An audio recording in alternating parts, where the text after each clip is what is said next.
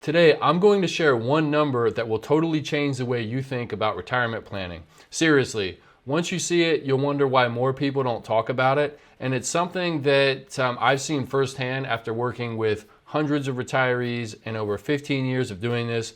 This one number brings more clarity and confidence than any savings target or retirement rule ever could. If you're new to the channel, my name's Justin. I own a financial planning firm in Lewisburg, Pennsylvania, where we help retirees make smart financial decisions. And that's exactly why I'm talking to you about this today, because understanding this number could be the difference between retiring when you want to or working way, way longer than you might ideally need to. So let's break this down. So here's the problem with retirement savings approach generally. Most people are taught to focus on building the biggest portfolio they can, right? Say 15, 20, 25% or more of income, and then see how it all shakes out at the end. But I find that can lead people into falling into what I call the retirement savings trap, where people obsess over hitting a random savings goal without ever looking at the real metric that tells you when you're ready to retire. And so here are the reasons why I think it's counterproductive to just focus on portfolio size. So number one, it creates an arbitrary savings goal, which equals constant anxiety, right? It's that, will I ever hit that 1 million mark or 1.5 or 2 million? And then once you hit the mark, then you feel like you need to hit another milestone. And then maybe you find out that your friend or coworker has a lot more saved than you. And then you just feel like, man, I'm way behind, right? So it's a constantly moving target. And then that focus on accumulation really just ignores your personal situation. So not everybody needs the same amount of money to retire happily. I've worked with people on both ends of the spectrum who have a lot of wealth and those who don't have a whole lot saved for retirement, but it can work either way. It just depends on your personal situation. And then this also ignores the real cost of living. So two people with $1 million can live very different retirements just depending on their lifestyle. And also focusing on portfolio size only can just keep people working longer than necessary. And this is the real bad effect of it, I find, because they're chasing a number instead of planning based on their life. And now, if any point in this video you feel you've been incorrectly saving for retirement or maybe have the wrong perspective and you want a little bit more clarity, just click the link below the video. That'll take you to a quick questionnaire. Fill it out. I will send you back a personalized video with my thoughts on your retirement situation and some suggestions on how you can maybe improve that. Okay, now what if I told you that there is a single number that matters way more than just your total retirement savings? A number that could show you're ready to retire even if you've saved maybe only half as much as you thought that you needed. Well, there is a number like that, and I'm going to tell it to you. And what that number is your personal spending needs, ideally broken down on a monthly basis. Annual is great, but for most people, it's more realistic to break it down month by month. And here's why that number is critical. It's not just about how much money you've saved, it's about how much money you're going to spend or need to spend per year. And here's why spending matters so much more than portfolio size. If you know your actual spending number, you'll know how much income you need, and that's the real retirement goal. Knowing your spending number eliminates retirement uncertainty. You're not guessing anymore. You know what you're aiming for. 20 years ago, I was in the military. I was in the Coast Guard. Part of my job, we would take people to the firing range and teach them how to qualify on pistols, rifles, shotguns, all kinds of stuff.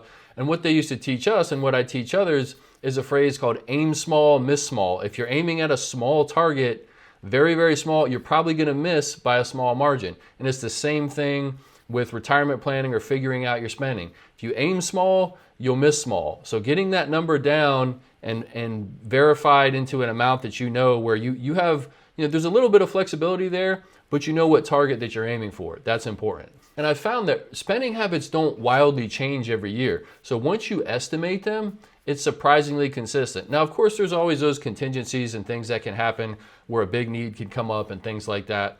But most people don't just turn into wild spenders as soon as they retire. They usually keep the same spending habits through most of their life. Another reason why this is critical is knowing that spending number gives you flexibility. So maybe you could retire earlier with a smaller lifestyle or later with a bigger one. It's your choice. And good planners are going to focus on that individual spending number because it's customized to you, right? It's not some generic piece of advice. It's not some generic retirement calculator.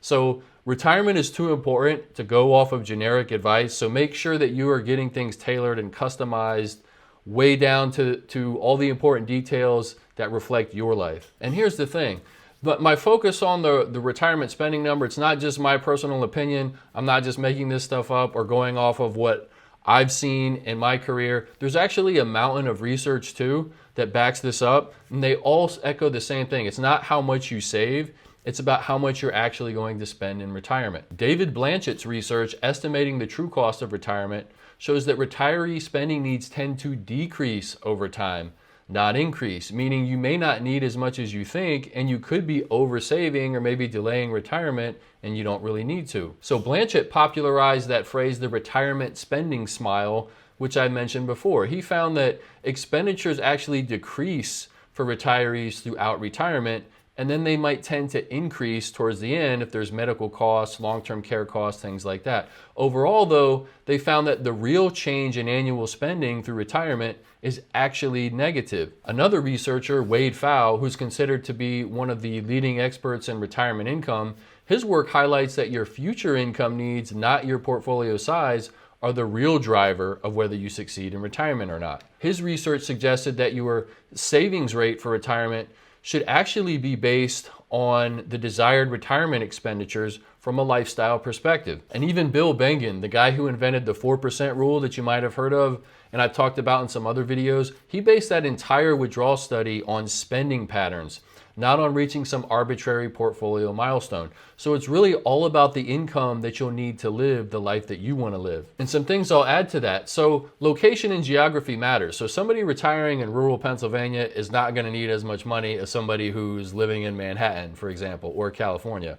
Also, I've found that a small savings amount can still win sometimes. So if your spending needs are modest or low, you may be in great shape with what you already have. I've worked with many retirees who didn't have a very large amount of savings, but they were okay because of month to month they had 2 sets of Social Security, maybe there was a pension or 2 pensions in there, and they were actually in a situation where they're saving money in retirement and wondering, hey, what should we be doing with this money that's accumulating, which is a nice problem to have. I've also found that developing that personal spending number, it's a number based on real life, so it's more reliable. It's not a media headline of, everybody needs $1 million or $2 million to retire, and it also gives you more control. So you can control how early, how comfortably, and how flexibly you retire once you've narrowed down that spending need. And then once you understand how this number works, then you can realize and see how it makes sense why someone with $450,000, for example, can retire confidently,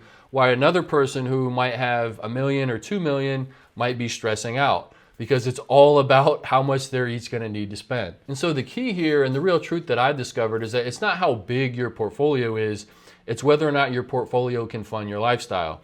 And here's how people should actually view or treat their savings. I think that number one, you should look at income matching as more important than just blind wealth accumulation. So, retirement success isn't just about bragging rights. It's about reliably matching that income to the needs that you're going to have.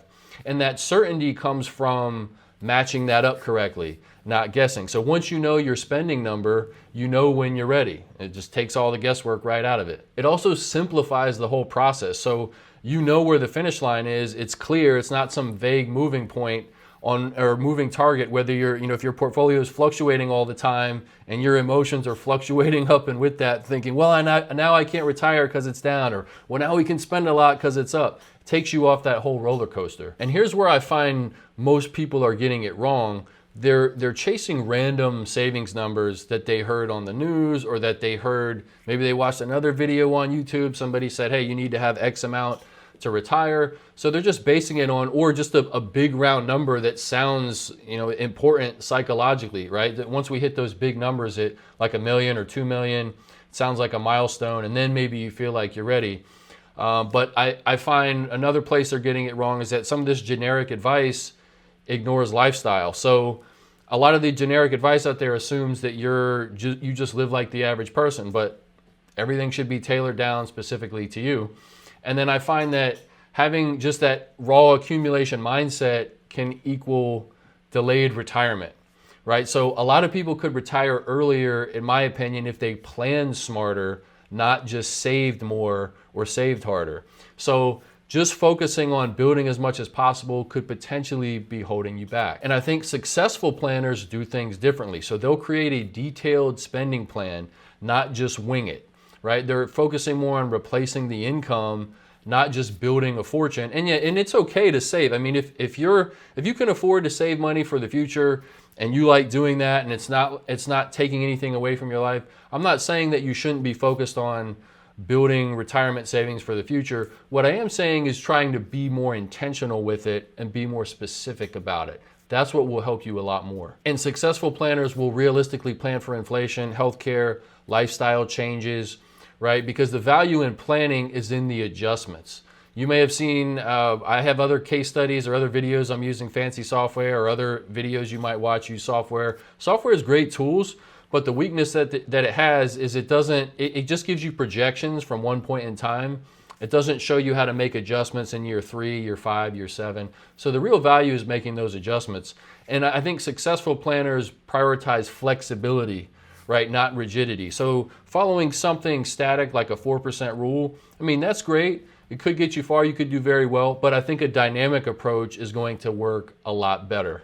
And so now that you understand how critical narrowing down your personal spending number is, let me show you how to calculate it for your specific situation, and we'll use that to create a retirement plan that gives you a little bit more clarity and makes a bit more sense. Okay, so I'll take you through a 3-step framework that I use here with my clients and how I approach it. So step 1 is you're going to want to calculate your true retirement spending need. And now this is important, right? You want to look at your current lifestyle. You want to break it down into the essentials. You want to go through your monthly expenditures to see exactly how much you spend a month. One of the biggest things that I've noticed in helping people with retirement is many times I'll have a couple here in my office, or I'm talking to them online, and I'll ask, how much do you spend a month? And maybe they'll look at each other and say, well, I don't know. Well, maybe we kind of spend this. And the vast majority of the time, people don't really know. And I find that is the most critical piece of info that I need as a professional to help plan correctly. So other things, we can kind of put off, or we can make assumptions, but I need to have that spending number. We need to get that monthly expenditures number down as accurate as possible. That is by far the most important thing to know, and if you're going to be able to retire. So step 2, you want to identify those guaranteed income sources and find your gap. So calculate your income from Social Security. If you have a pension, throw that in there. Any other monthly income source, put that in, and then subtract that from your spending need that you determine in step 1. And so that gap is going to be the magic number that you're going to need your investments to cover. And then step 3, create your personalized retirement income strategy. So you want to try to invest more with the idea of replacing the income and producing that income that you're going to need, not just investing to build some random arbitrary target. And then you want to build some flexibility in the plan as well. You don't need to perfectly hit those monthly budget numbers, because they're going to change all the time, right? Your monthly bills don't stay exactly the same. Your expenditures fluctuate a little bit, maybe 5 to 10% difference, maybe sometimes more than that. So you don't have to stress yourself out with getting every single dollar or calculating your monthly budget down to the penny. Just get a good range of maybe 3 to 6 months of expenses and try to figure out what your average monthly expenditure is, and that's a really good place to start. So then you can design a plan that works whether markets go up, down, or sideways. You can build some contingencies in there. And now if you feel like that's not something you want to try to do on your own, or you want a professional opinion on how your retirement is and maybe get a few tips and see if you're doing everything correctly, feel free to click the link below the video, fill out a quick questionnaire. I will send you back a personalized video with my thoughts on your retirement and help you build out a strategy that makes sense for you. If I can help, happy to do it. I appreciate you watching, and I will see you in the next one.